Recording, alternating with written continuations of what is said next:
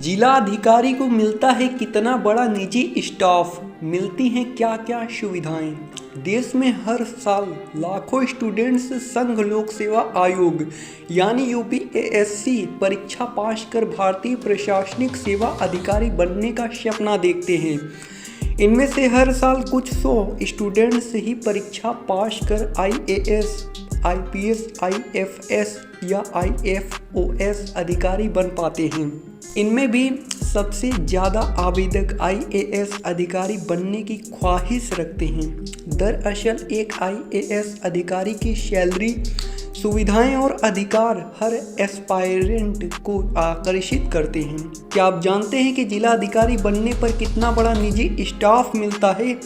क्या आपको पता है कि जिला अधिकारी को कितनी सैलरी और क्या सुविधाएं मिलती हैं? सबसे पहले जानते हैं कि एक आईएएस ऑफिसर को कितना वेतन मिलता है। 7वें केंद्रीय वेतन आयोग के मुताबिक आईएएस अधिकारियों का शुरुआती वेतन मूल वेतन 56,100 रुपये होता है। वहीं आईएएस ऑफिसर के केंद्रीय मंत्रिमंडल का सचिव बनने पर 2.50 लाख रुपये का प्रति माह वेतन मिलता है। शुरुआती वेतन और केंद्रीय मंत्रिमंडल का सचिव बनने के लिए आईएएस ऑफिसर के लिए 18 श्रेणियां होती हैं। उनको मिलने वाला प्रतिमाह भुगतान पदनाम और पद के अनुसार अलग होता है। वहीं जिला अधिकारी को बिजली, फोन, कार, पेट्रोल का पूरा खर्च मिलता है। वहीं साथ ही सुरक्षा के लिए अपनी पुलिस भी मिलती है। इसके अलावा माली, रसोइया, 3 ड्राइवर, सहायक, सचिव, नौकर जैसी कई सुविधाएं मिलती हैं। आवास और वाहन समेत मिलती हैं कई सुविधाएं। आईएएस अधिकारी को तैनाती वाले राज्य की राजधानी के प्रतिबंधित क्षेत्र में एक डुप्लीकेट बंगला अलॉट होता है। इसके अलावा उनकी जिस जिले में तैनाती होती है वहां भी उन्हें आवासीय सुविधा उपलब्ध कराई जाती है। इसका उन्हें कोई भुगतान नहीं करना होता है। वहीं एक आईएएस अधिकारी की कम से कम 1 और अधिकतम 3 सरकारी ड्राइवरों के साथ ही वाहन भी उपलब्ध कराए जाते हैं। इन वाहनों के ईंधन और रखरखाव का मरम्मत का खर्च भी सरकार उठाती है। आईएएस अधिकारी के वाहन पर नीली बत्ती लगाई जाती है। वहीं मुख्य सचिव बनने पर लाल बत्ती वाली गाड़ी मिलती है। आईएएस ऑफिसर के वाहनों का चुनाव करते समय सरकार लग्जरी और मजबूती दोनों का विशेष ध्यान रखती है। जिलाधिकारी को मिलती है खास सुरक्षा व्यवस्था। सरकार भारतीय प्रशासनिक सेवा के अधिकारियों और उनके परिवारों को उच्च स्तर की सुविधा उपलब्ध कराती है। राज्य मुख्यालय में नियुक्त आईएएस अधिकारी को एक होम गार्ड और 2 अंगरक्षक मिलते हैं। इतना ही नहीं, असाधारण हालात या जीवन के लिए खतरे की स्थितियों में उनकी सुरक्षा के लिए एसटीएफ कमांडो भी तैनात किए जाते हैं।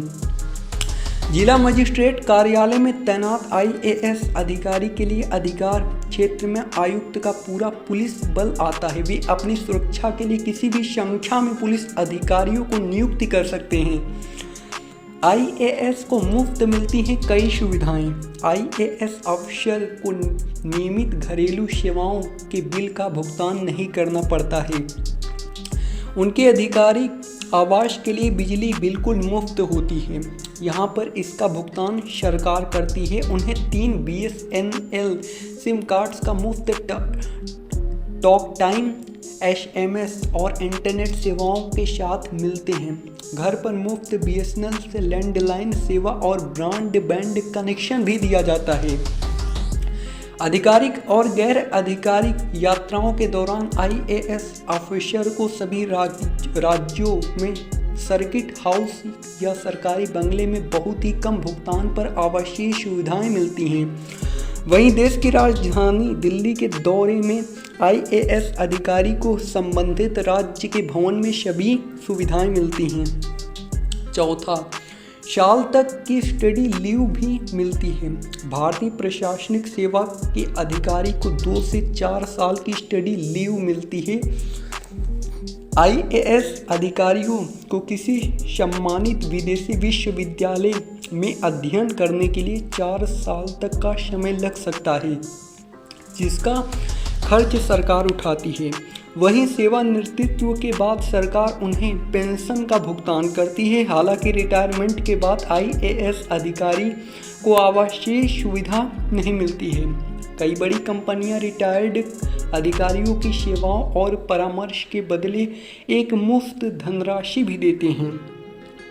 कुछ अधिकारी सेवानिवृत्ति के बाद राजनयिक मामले, योजना आयोग, सरकारी मिशन, आपातकालीन प्रबंधन जैसे सरकारी क्षेत्रों में अपनी सेवाएं देते हैं।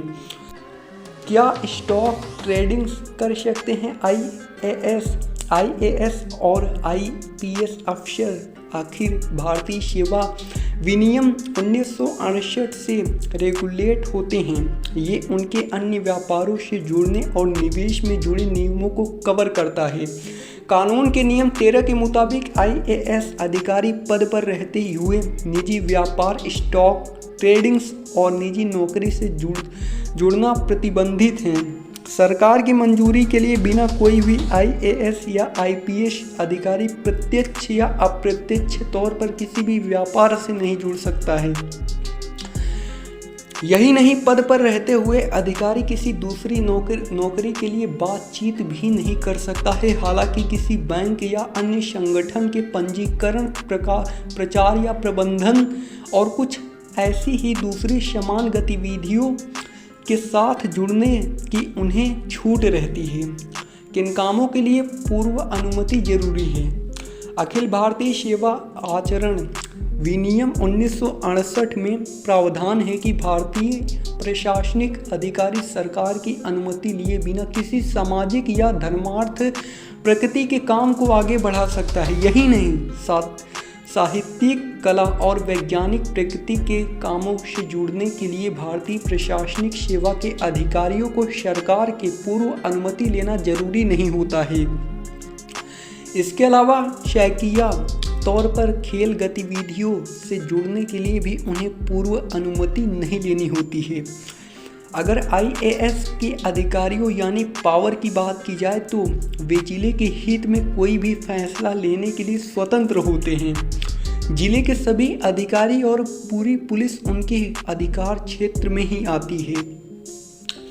दोस्तों, ऐसे ही लेटेस्ट न्यूज़ और ऐसे ही इंफॉर्मेशन जानने के लिए आप हमारे इस YouTube चैनल के साथ जुड़ सकते हैं। चैनल को सब्सक्राइब करके और बेल नोटिफिकेशन को ऑल पर प्रेस कर सकते हैं, जिससे हमारे चैनल के माध्यम से जो भी वीडियोस अपलोड होंगी आपको नोटिफिकेशन के द्वारा आपको पता चलती रहेंगी।